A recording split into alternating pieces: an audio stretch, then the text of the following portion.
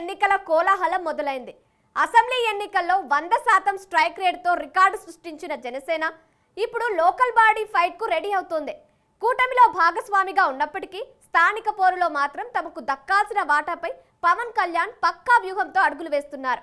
సొంత పార్టీ నేతల్లోని అసంతృప్తిని తొలగించి గ్రామస్థాయి నుంచి జనసేనను బలోపేతం చేసేందుకు ఆయన షణ్ముఖ వ్యూహాన్ని రచిస్తున్నారు. ఇతకి స్థానిక సంస్థల ఎన్నికల్లో జనసేన ఆశిస్తున్న సీట్ల వాటా ఎంత? సీట్ల పంపకాల విషయంలో మిత్రపక్షం టీడీపీతో జనసేనాని రాజీ పడతారా లేదా? Let's watch the story.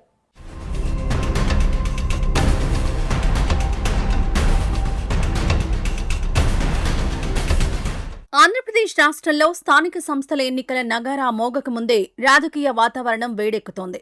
సార్వత్రిక ఎన్నికల్లో అద్భుతమైన విజయాన్ని సొంతం చేసుకున్న జనసేన పార్టీ ఇప్పుడు స్థానిక సంస్థల ఎన్నికలపై పూర్తి స్థాయి దృష్టి సారించింది. 2029లో జరగబోయే సాధారణ ఎన్నికల్లో పార్టీకి అత్యధిక స్థానాలు దక్కాలంటే ప్రస్తుత స్థానిక ఎన్నికల్లోనే తమ సత్తా చాటాలని పార్టీ అధినేత పవన్ కళ్యాణ్ భావిస్తున్నారు. కూటమి పొత్తులో భాగంగా తమకు న్యాయబద్ధంగా దక్కాల్సిన వాటాను ఖచ్చితంగా దక్కించుకోవాలనే పట్టుదలతో జనసేనాని అడుగులు వేస్తున్నారు. తగినన్ని సీట్లు సాధించడం ద్వారానే క్షేత్రస్థాయిలో పార్టీ కోసం రక్తం చిందించిన జన సైనికులు, నాయకుల్లో నెలకొన్న అసంతృప్తిని పూర్తిగా తొలగించవచ్చని ఆయన గట్టిగా నమ్ముతున్నారు. ఈ మేరకు గ్రామ, మండల స్థాయి నేతలకు, ఇన్ఛార్జీలకు స్పష్టమైన దిశానిర్దేశం చేస్తున్నారు. అధికారంలో భాగస్వామ్యం మాత్రమే కాకుండా స్థానిక పాలనలో కూడా తమ వారికి తగిన ప్రాతినిధ్యం దక్కాలన్నది పార్టీ వ్యూహంగా కనిపిస్తోంది.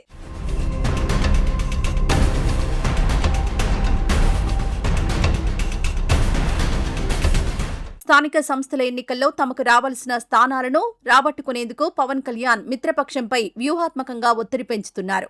ఇందులో భాగంగానే ఆయన ఇటీవల ప్రభుత్వ పరంగా జరిగిన కొన్ని కీలక కార్యక్రమాలకు ఉద్దేశపూర్వకంగానే దూరంగా ఉన్నారనే చర్చ రాజకీయ వర్గాల్లో బలంగా జరుగుతోంది. ముఖ్యంగా అమరావతి రాజధాని పరిధిలో ప్రతిష్టాత్మకంగా జరిగిన సీడ్ యాక్సెస్ రోడ్డు పనుల ప్రారంభోత్సవ కార్యక్రమానికి ఉప ముఖ్యమంత్రి హోదాలో ఉన్న పవన్ హాజరు కాకపోవడం పలు ఊహాగానాలకు తావిచ్చింది. తనలోని సున్నితమైన అసంతృప్తిని, క్యాడర్ మనోభావాలను తెలుగుదేశం పార్టీ నాయకత్వానికి పరోక్షంగా తెలియజేయడానికే ఆయన ఈ మార్గాన్ని ఎంచుకున్నట్లు పార్టీ అంతర్గత వర్గాలు చెబుతున్నాయి. అయితే కూటమి నుంచి విడిపోవాలనే ఆలోచన ఆయనకు ఏమాత్రం లేదు. కాకపోతే తాము పట్టుబట్టి అడిగే స్థానాలను, ఖచ్చితంగా గెలిచే సీట్లను మాత్రం ఎట్టి పరిస్థితుల్లోనూ వదులుకోకూడదనే స్పష్టమైన వైఖరితో పవన్ కళ్యాణ్ ఉన్నారు. ఈ వ్యూహాత్మక మౌనం వెనుక భారీ పొలిటికల్ డిమాండ్ ఉందని రాజకీయ విశ్లేషకులు అంచనా వేస్తున్నారు.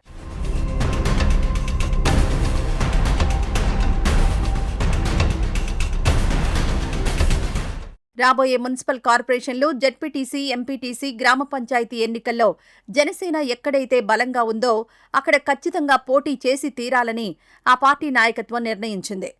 2024 అసెంబ్లీ ఎన్నికల్లో అమలు చేసిన పొత్తుల ఫార్ములా స్థానిక సంస్థల ఎన్నికల్లో పూర్తిగా వర్తించబోదని జనసేన స్పష్టం చేస్తోంది. తమకు గట్టి పట్టున్న ప్రాంతాల్లో ఏమాత్రం రాజీ పడకుండా, వెనక్కి తగ్గకుండా బరిలోకి దిగేందుకు సన్నాహాలు చేసుకుంటోంది.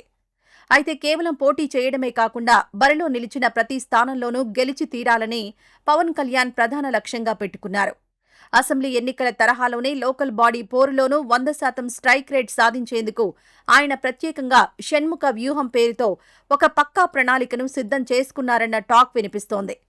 ఈ వ్యూహం ద్వారా క్షేత్రస్థాయిలో బలమైన అభ్యర్థులను రంగంలోకి దించి మిత్రపక్షాల ఓట్లను సైతం కలుపుకొని జనసేన జెండాను ఎగురవేయాలని నాయకులకు నిర్దేశిస్తున్నారు.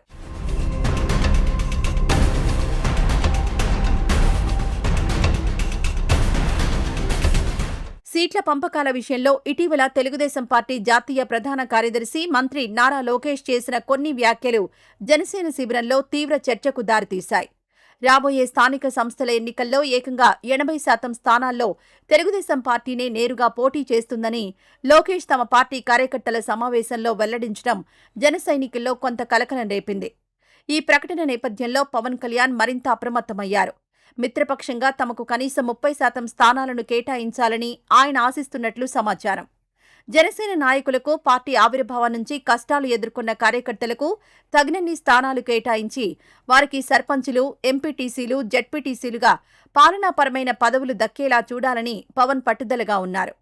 కూటమి ధర్మాన్ని గౌరవిస్తూనే ఎవరి బలం ఎంతుందో దాని ఆధారంగా సీట్ల పంపకాలు జరగాలని జనసేన నాయకులు అంతర్గత సమావేశాల్లో తమ గళాన్ని బలంగా వినిపిస్తున్నారు.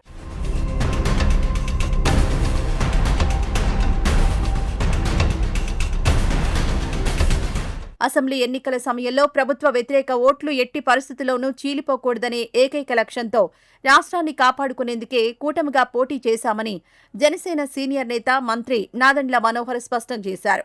కానీ స్థానిక సంస్థల ఎన్నికల నాటికి పరిస్థితి భిన్నంగా ఉంటుందని, కేవలం పార్టీల సంస్థాగత బలం ఆధారంగానే ఈ ఎన్నికల్లో పోటీ చేస్తామని ఆయన బాహటంగానే వెల్లడించారు.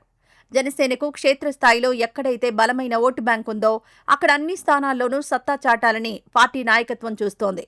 ఇందులో భాగంగా పార్టీని సంస్థాగతంగా మరింత బలోపేతం చేసేందుకు పవన్ కళ్యాణ్ చర్యలు వేగవంతం చేశారు. గ్రామ స్థాయి నుంచి రాష్ట్ర స్థాయి వరకు వివిధ విభాగాలకు ప్రత్యేక కమిటీలను ఏర్పాటు చేస్తూ కసరత్తు ముమ్మరం చేశారు. అంకిత భావంతో పనిచేసే వారికి ఈ కమిటీల్లో పెద్దపీట వేస్తున్నారు. మొత్తంగా చూస్తే రాబోయే స్థానిక సమరంలో మిత్రపక్షాలతో స్నేహం కొనసాగిస్తూనే తమ హక్కుల సాధనలో మాత్రం ఏమాత్రం రాజీ పడకుండా వ్యవహరించాలని జనసేన అధినేత డిసైడ్ అయినట్లు స్పష్టమవుతోంది.